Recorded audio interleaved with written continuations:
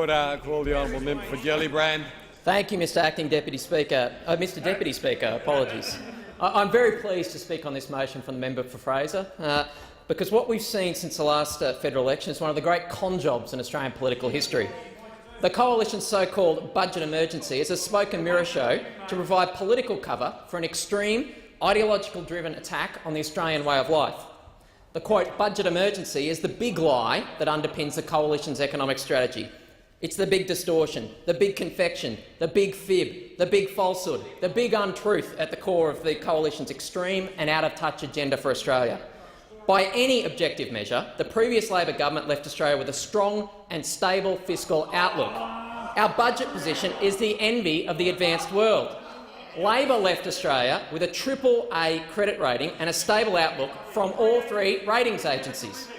Australia is one of only 10 economies in the world with 3 AAA ratings, putting Australia's credit rating in the company of nations like Germany, Canada, Sweden, Singapore and Switzerland. In 2013-14, Australia's net government debt is just $191.5 billion, or just 12.1% of Australian GDP, a level of net debt that is not even a sixth of the advanced economy average of 74.7% of GDP recorded by the International Monetary Fund.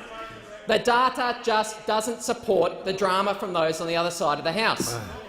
So what is the real root of the fiscal hysteria we see from those opposite? Nothing more than base political opportunism. During the global financial crisis, when millions of jobs were being lost in economies around the world, the Coalition put their extreme ideology ahead of the jobs of hundreds of thousands of Australians.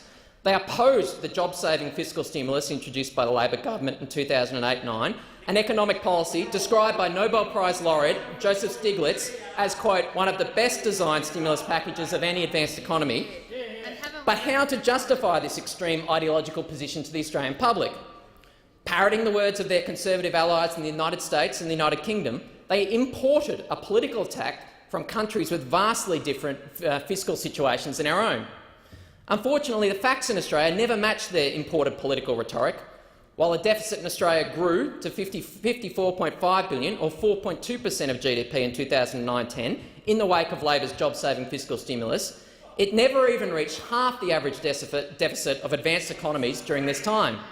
Similarly, as the global financial crisis passed, Labor dramatically reined in the deficit, reducing it to just $18.8 billion in our last full year in office, or just 1.2% of GDP, less than a fourth of the international advanced economy average of 4.9%.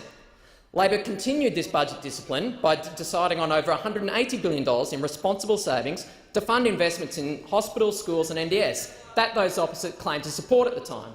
Fiscal discipline, I might add, that was consistently opposed by the Leader of the Opposition, including means testing the private health insurance rebate, a saving that is still not supported by those opposite. A set of long-term structural savings was delivered by Labor that left the budget cumulatively better off by over $300 billion by 2020-21. Of course, none of these facts suited the Coalition's narrative, so after those opposite entered government, they needed to start changing the fiscal facts to meet their budget confections. The Treasurer set to work moving the goalposts. In the 6 months after the federal election, the Treasurer made a series of decisions designed to double the budget deficit. A combination of their own spending decisions and changed economic assumptions, or what a layman might call cooking the books, added $68 billion to the budget deficit in this period of time. And now they are trying to frame up the Australian Labor Party as being responsible. If this was just a matter of political game playing, it would be one thing. But the real reason for this fiscal hysteria, the real reason for what's happened, is that the Prime Minister is trying to fit up the Australian people for a hair shirt. Despite promising no cuts to health, no cuts to education, no changes to the pension before the election, we finally saw Tony Abbott's true agenda when his Commission of Audit report was released. It's no surprise he held back the release of this report until after the WA Senate election. It's no surprise he didn't tell voters about his extreme ideological agenda before the last federal election. Order. Order. The member for Braddon, you've got a point of order. Yes, I have. I'd like him to prove when he provide evidence that he's been framed. No.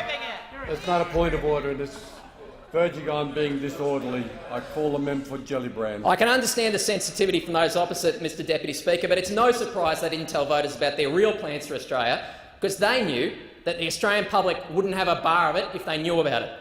The Australian people didn't vote for this, and they don't want it, and at the next election we're going to hold them to account.